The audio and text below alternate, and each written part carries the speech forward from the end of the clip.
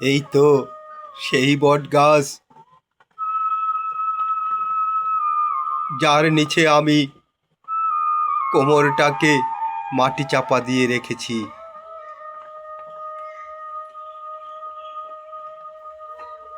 আজ অনেক বৎসর পর এইখানে আসা হইল। যাও তোমরা, কোমর পচিয়া মাটির সাথে মিশিয়া মাটি হয়ে গেছে, কিন্তু রাজমুকুট সোনার আর হীরের তৈরি, তা কখনো পচিয়া যাবে না। এইখানে মাটি গর্ত করিতে হলে একখানা কোদাল প্রয়োজন। গাছের অনেক শিকড়, কোদাল ছাড়া যে গর্ত করা সম্ভব হবে না।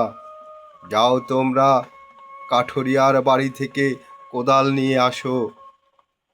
যখন তাহারা কোদাল আনিয়া বট গাছের নিচে মাটির মাঝে কোদাল দিয়ে গর্ত করিল, কি যেন একটা আওয়াজ শুনতে পেল।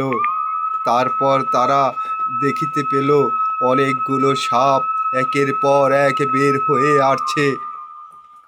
পালাও পালাও রে ভাই, যেই যেদিকে পারো ছুটিয়া পালাও, আগে তোমাদের জীবন বাঁচাও, তা না হলে যে মরে যাবে সকলে।